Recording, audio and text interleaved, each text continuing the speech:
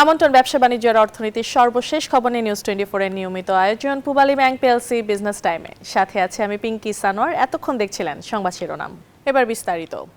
শরিয়া ভিত্তিক 5 ব্যাংক একীভূত করে একক ব্যাংক গঠনের লাইসেন্স ইস্যু কার্যক্রম শুরু করেছে বাংলাদেশ ব্যাংক। এ তথ্য জানিয়েছেন কেন্দ্রীয় ব্যাংকের মুখপাত্র। আর টাকা উত্তোলনের চাপ না থাকলে দ্রুতই একীভূত ব্যাংক ঘুরে দাঁড়াবে বলে মনে করছে কেন্দ্রীয় ব্যাংক। দুর্বল 5 ব্যাংকের গ্রাহকদের অর্থ ফেরতের প্রক্রিয়া ও নির্দিষ্ট সময়সূচি উল্লেখ করে বিস্তারিত রোডম্যাপ তৈরি করছে বাংলাদেশ ব্যাংক, যা শীঘ্রই গেজেটের মাধ্যমে প্রকাশ করা হবে। সেখানে আমানতধারীরা কত অর্থ কদিনের মধ্যে ফেরত পাবেন বা তুলতে পারবেন তার বিস্তারিত সময়সূচিও উল্লেখ থাকবে। বাংলাদেশ ব্যাংকের মুখপাত্র আরিফ হোসেন খান জানান, ব্যাংক একীভূতকরণের অংশ হিসেবে এরই মধ্যে লাইসেন্সের কার্যক্রম শুরু করেছে কেন্দ্রীয় ব্যাংক। 2 লক্ষ টাকা পর্যন্ত গ্রাহকরা যাদের প্রকৃতই অর্থ দরকার তারা উত্তোলন করার সুযোগ পাবে। সেখানে কারো আমানত শুধু 2 লক্ষ হোক বা কারো আমানত 2 কোটি হোক, এটা আনুপাতিক হারে দেওয়া হবে সেটা ভাবার সুযোগ নেই। লিমিট হচ্ছে সর্বোচ্চ 2 লক্ষ দেওয়া হবে। তারপর যখন যাদের খুবই প্রয়োজন রয়েছে অর্থ উত্তোলনের, তারা যখন এইভাবে 1 লাখ 2 লাখ টাকা করে টাকা ফেরত পাবে, তখন অন্যদের মধ্যে একটা আস্থা সৃষ্টি হবে যে না, কবে টাকা দিতে পারবে, কবে টাকা তুলতে পারবো, এই ধরনের একটা প্যানিক কাজ করেছে। এটা হচ্ছে ব্যাংকিং সেক্টরের জন্য সবচেয়ে বড় সংকট। এই আস্থার সংকট যদি তৈরি হয় তাহলে ব্যাংক দাঁড়াইতে পারে না। পরিকল্পনা অনুযায়ী চলতি ও সঞ্চয়ী হিসাবে 3 মাস বা তার বেশি মেয়াদের আমানত বাদে 2 লাখ টাকা প্রথমেই পরিশোধ করা হবে। আর বড় অঙ্কের আমানতের ক্ষেত্রে অর্থ ফেরত দেওয়ার সময়সীমা এখনো ঠিক করা হয়নি বলে জানান মুখপাত্র। ব্যাংকটার উপর একটা আস্থা ফিরে আসবে একীভূত ব্যাংকের, এবং জনগণের টাকা উত্তোলনের যে প্রবণতা সেটা অনেকাংশে কমে যাবে। এবং উত্তোলনের চাপ যদি কমে যায় তবে কিন্তু লিকুইডিটির যে ক্রাইসিস সেটা ব্যাংকে এই মুহূর্তে মোকাবেলা করতে হবে না, যার ফলে ব্যাংকটা ঘুরে দাঁড়াতে সক্ষম হবে। ব্যাংকটা চালু হইলেই একটা ব্যাংক যখন দাঁড়াবে ইউনাইটেড হয়ে, তখন কিন্তু সব ধরনের স্বাভাবিক লেনদেন হবে এবং আপনার টোটাল ডিপোজিটের উপরেই আপনার দাবি থাকবে এবং সেটা আপনি পাইতে পারবেন। 65 বছর বয়সের ঊর্ধ্বে এবং যারা ক্যান্সারে আক্রান্ত তাদের প্রয়োজন বিবেচনা করে পুরো অর্থই পরিশোধ করা হবে। তবে জরুরি প্রয়োজন ছাড়া ব্যাংক থেকে টাকা না তোলার আহ্বান কেন্দ্রীয় ব্যাংকের। মিনা ফেরদাউস, নিউজ 24, ঢাকা। চট্টগ্রাম বন্দরে নিউ মোরিং টার্মিনাল ইজারা দেওয়ার প্রতিবাদে আগামী 1 নভেম্বর দিনব্যাপী গণ অনশন কর্মসূচির ঘোষণা দিয়েছে শ্রমিক কর্মচারীরা। সকালে নগরীর আগ্রাবাদ মোড়ে বিক্ষোভ সমাবেশে কর্মসূচি ঘোষণা দেন শ্রমিক নেতারা। এ সময় তারা বলেন, বন্দর নিয়ে দেশে বিদেশে নানা ষড়যন্ত্র চলছে। নিজেদের সক্ষমতা থাকা সত্ত্বেও বন্দর বিদেশিদের দেয়া হলে দেশে নিরাপত্তা ঝুঁকিতে পড়বে বন্দর। তারা সরকারকে ইজারা দেওয়ার সিদ্ধান্ত থেকে সরে আসার আহ্বান জানান। অন্যথায় বন্দর রক্ষার কঠোর আন্দোলনের হুঁশিয়ারি দেন তারা।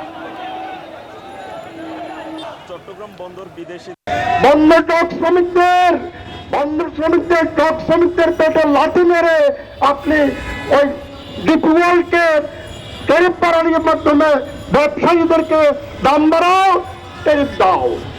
চট্টগ্রাম বন্দর ডক শ্রমিকরা, লেসিং অ্যাসোসিয়েশন শ্রমিকরা, সিএনএন এজেন্ট শ্রমিকরা বন্ধ করে নেবে আপনার টেলিস্মাতিকার বান।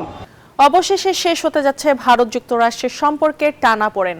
50% শুল্ক কমিয়ে 15 বা 16% নামিয়ে আনছে ট্রাম্প প্রশাসন। মোদি ট্রাম্প ফোন আলাপের পর এমনটাই দাবি করেছে এনডিটিভি সহ ভারতীয় একাধিক গণমাধ্যম। রুশ তেল কেনার জেরে মার্কিন চাপে রয়েছে ভারত। মোদি সরকারকে শিক্ষা দিতে প্রথমে 50% শুল্ক আরোপ করেন মার্কিন প্রেসিডেন্ট ডোনাল্ড ট্রাম্প। এরপর থেকেই বাণিজ্য যুদ্ধ চলছে ওয়াশিংটন নয়াদিল্লির। তবে দীর্ঘ আলোচনায় গলতে শুরু করেছে 2 দেশের বরফ। এমনটাই দাবি ভারতের একাধিক শীর্ষ গণমাধ্যমের। যদিও এজন্য নয়াদিল্লিকে পর্যায়ক্রমে রুশ তেল কেনা কমিয়ে আনতে হবে আর বাড়াতে হবে যুক্তরাষ্ট্র থেকে ভুট্টা ও সয়াবিন আমদানি। গণমাধ্যমের দাবি, চুক্তির ঘোষণা আসতে পারে এবারের আসিয়ান সম্মেলনেই।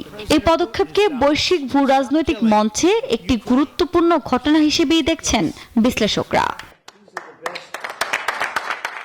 এরই মধ্যে ইস্যুতে ফোন আলাপ সেরেছেন দুই নেতা। স্থানীয় সময় মঙ্গলবার মোদির সঙ্গে আলোচনায় বাণিজ্য প্রসঙ্গই বেশি প্রাধান্য পেয়েছে বলে জানান মার্কিন প্রেসিডেন্ট। দুই নেতার ফোন আলাপের বিষয়টি ভারতের পক্ষ থেকেও নিশ্চিত করা হয়েছে, তবে কি কি বিষয়ে আলোচনা হয়েছে তা জানানো হয়নি। গণমাধ্যমের প্রতিবেদন বলছে 2022 সালে রাশিয়া ইউক্রেনে আক্রমণ শুরু করার পর পশ্চিমা দেশগুলো রুশ তেল কেনা বন্ধ করে নিষেধাজ্ঞা জারি করে। ফলে রাশিয়া অনেক ছাড় দিয়ে তেল বিক্রি শুরু করে। সমুদ্রপথে রাশিয়ার তেলের সবচেয়ে বড় ক্রেতা হয়ে ওঠে ভারত। আফরিন মৌ, নিউজ 24। শিশু খাদ্য আমদানিতে 100% নগদ মার্জিন রাখার বাধ্যবাধকতা শিথিল করেছে বাংলাদেশ ব্যাংক। এখন থেকে ব্যাংকার গ্রাহক সম্পর্কের ভিত্তিতে শিশু খাদ্য আমদানি ঋণপত্র এলসি খোলার সময় মার্জিনের হার নির্ধারণ করা যাবে। মঙ্গলবার বাংলাদেশ ব্যাংকের ব্যাংকিং প্রবিধি ও নীতি বিভাগে সংক্রান্ত নির্দেশনা জারি করেছে। এতে বলা হয়, গত বছরের 5 সেপ্টেম্বর বৈশ্বিক অর্থনৈতিক অস্থিরতার কারণে দেশের মুদ্রা ও ঋণ ব্যবস্থাপনা সুসংহত রাখতে পণ্যের আমদানি ঋণপত্র স্থাপনের সময় 100% নগদ মার্জিন সংরক্ষণ বাধ্যতামূলক করা হয়েছিল। ওই সময় নন সিরিয়াল ফুড অর্থাৎ অশস্য খাদ্যপণ্য এবং প্রক্রিয়াজাত খাদ্যদ্রব্য ও পানীয় এই তালিকায় অন্তর্ভুক্ত ছিল। নতুন নির্দেশনায় কেন্দ্রীয় ব্যাংক স্পষ্ট করেছে, অত্যাবশ্যকীয় শিশু খাদ্য এসব পণ্যের তালিকায় পড়বে না।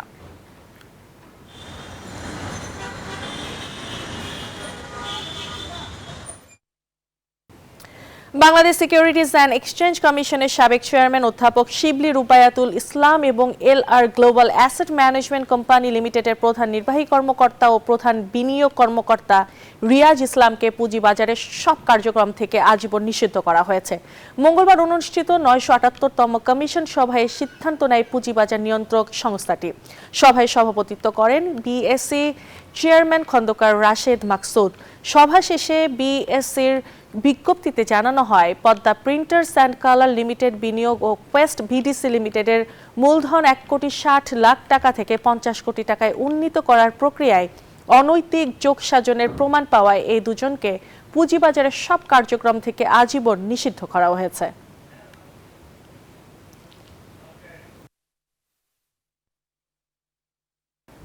মূল্যসূচকের সামান্য উত্থানে লেনদেন শেষ হয়েছে ঢাকার পুঁজিবাজারে। এছাড়া টাকার অঙ্কে লেনদেন পরিমাণ গত কার্যদিবসের চেয়ে কমেছে। পাশাপাশি লেনদেনে অংশ নেওয়া অধিকাংশ কোম্পানির শেয়ার দরও কমেছে। বুধবার সপ্তাহের চতুর্থ কার্যদিবস ডিএসইতে সবকটি সূচকের মান বেড়েছে। প্রধান সূচক ডিএসইএক্স 5 পয়েন্ট বেড়ে অবস্থান নেয় 5094 পয়েন্টে। তবে সূচক বাড়লেও এদিন ডিএসইতে লেনদেন গত কার্যদিবসের চেয়ে 123 কোটি টাকা কমেছে। এছাড়া হাতবদল হওয়া শেয়ার ও মিউচুয়াল ফান্ড ইউনিটের মধ্যে দাম বেড়েছে 145টির, কমেছে 178টির এবং অপরিবর্তিত রয়েছে 74টি কোম্পানির শেয়ারের দাম। অন্যদিকে দেশের অপর পুঁজিবাজার সিএসসিতে সার্বিক সূচক সিএসপিআই 13 পয়েন্ট কমেছে। আর গত দিনের চেয়ে লেনদেন 5 লাখ টাকা বেড়েছে। দেশের বিভিন্ন গ্রামীণ হাট বাজারে এখন আগাম শীতকালীন সবজির সমারোহ, আর তা সরাসরি কৃষকের কাছ থেকে কিনে রাজধানী সহ বিভিন্ন জেলায় সরবরাহ করছেন পাইকাররা। শীতকালীন টাটকা সবজি কম দামে কিনতে পেরে খুশি ক্রেতারাও। প্রতিনিধিদের পাঠানো তথ্যচিত্রে ডেস্ক রিপোর্ট।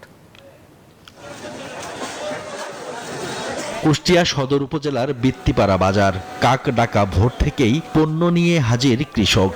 ভোরেই শুরু হয় পাইকারের আনাগোনাও। স্থানীয়ভাবে উৎপাদিত সব ধরনের সবজি বিক্রি হয় এই বাজারে। প্রান্তিক কৃষক জানান, মধ্যস্বত্বভোগী না থাকায় সবজি বিক্রি করে ন্যায্য মূল্য পাচ্ছেন তারা। বাজারটা ভালো, এখানে আসলে পাইকারি মাল এরা আসে এখানে নিয়ে যায়, কোনো ভয় ঝামেলা না। পাইকার ও ব্যবসায়ীরা বলছেন, সরাসরি কৃষকদের কাছ থেকে সবজি কিনতে পারায় দামে সাশ্রয় হয় তাদেরও। কুষ্টিয়ার নানান প্রান্ত থেকে এখানে সবাই এক জায়গায় জড়ো হয়। সকালবেলা চাষিরা টাটকা সবজি সব নিয়ে আসেন। প্রতিদিনই হাট, প্রতিদিন আসতে পারে, ন্যায্য দামে কোনো খাজনা দেওয়া লাগে না। খাজনা যারা কেনে তারাই খাজনা দেয়। সকাল থেকে 9টা-10টা বাজে মাল বেচা কেনা হয় সব সময়ের জন্য। এদিকে গাজীপুরের শ্রীপুর উপজেলার বরমি বাজারেও উঠতে শুরু করেছে আগাম শীতের সবজি। আকার ভেদে লাউ বিক্রি হচ্ছে 30 থেকে 50 টাকা, বেগুন কেজি প্রতি 60 থেকে 65 টাকা, করলা 50 থেকে 60 টাকা, ফুলকপি 80 টাকা, শিম 120 টাকা। একটু কম দামে টাটকা শাকসবজি কিনতে পেরে খুশি ক্রেতারাও। ভেন্ডি নিচ্ছি গত সপ্তাহে 80 টাকা, এই সপ্তাহে পাচ্ছি 60 টাকায়। শশা 40 টাকায় পাচ্ছি।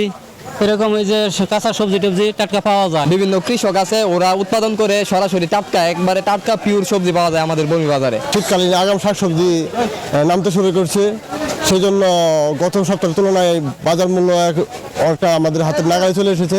এই যে তরকারিগুলো দেখতেছেন, এই তরকারি সবজিগুলা কিন্তু এই এলাকারই আশেপাশের এই সবজিগুলো টাটকা, বরং গত সপ্তাহ থেকে আজকের বাজার একটু কম। সিমের দামটা এখন বর্তমান আছে 120 থেকে 30 টাকা কেজি, গত সপ্তাহ ছিল 200 টাকা কেজি। ফুলকপি ছিল 200 টাকা কেজি, 180 টাকা কেজি, বর্তমান আছে 120 বা 80 টাকা। গাজীপুরের বিভিন্ন গ্রামীণ বাজারে আগাম শীতকালীন সবজি কিনতে দূর দূরান্ত থেকে আসেন ক্রেতারা। Desk report, news 24। মার্কিন প্রেসিডেন্ট ডোনাল্ড ট্রাম্পের এক ঘোষণার পরে বড় সিদ্ধান্ত নিল যুক্তরাষ্ট্রের সবচেয়ে বড় সংস্থা ওয়ালমার্ট। H-1B ভিসার ফি বাড়িয়ে $1 লক্ষ করার পরই ওয়ালমার্ট আপাতত বিদেশি কর্মী নিয়োগ স্থগিত করেছে। এই সিদ্ধান্তে মার্কিন যুক্তরাষ্ট্রে কর্মরত হাজার হাজার উচ্চ দক্ষ বিদেশি কর্মী, বিশেষ করে ভারতীয়রা সবচেয়ে বেশি প্রভাবিত হবেন। এই পদক্ষেপ মার্কিন ব্যবসা এবং বিদেশি প্রতিভাদের উপর দীর্ঘমেয়াদী প্রভাব ফেলবে বলে আশঙ্কা করা হচ্ছে। অর্থনীতিবিদদের মতে ভিসা প্রোগ্রাম মার্কিন সংস্থাগুলোকে বিশ্ববাজারের প্রতিযোগিতায় টিকে থাকতে সাহায্য করে, আর সেই সাথে যুক্তরাষ্ট্রেই আরও বেশি কর্মসংস্থান তৈরি করে।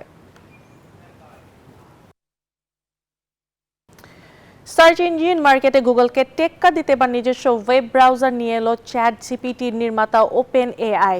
অ্যাটলাস নামের নতুন এই ব্রাউজারটি কৃত্রিম বুদ্ধিমত্তা কেন্দ্র করে তৈরি করা হয়েছে, যেখানে গতানুগতিক কোনো অ্যাড্রেস বার থাকছে না। অ্যাপেলের ম্যাক অপারেটিং সিস্টেমের জন্য উন্মুক্ত করা এই ব্রাউজার অর্থের বিনিময়ে এজেন্ট মোড ব্যবহারের সুযোগ থাকছে, যা ব্যবহারকারীর হয়ে নিজে থেকে তথ্য অনুসন্ধান করবে। এরই মধ্যে এক্সপিডিয়া ও শপিফাইয়ের মতো প্রতিষ্ঠানের সঙ্গে চুক্তি করেছে ওপেন এআই। তবে বিশ্লেষকরা বলছেন, গুগল ক্রোম বা মাইক্রোসফট এজের মতো ব্রাউজারকে চ্যালেঞ্জ জানানো ওপেন এআইয়ের জন্য সহজ হবে না। আর এই ছিল পূবালী ব্যাংক পিএলসি বিজনেস টাইমে এখনকার মতো আয়োজন। এতক্ষণ সাথে থাকার জন্য ধন্যবাদ সবাইকে।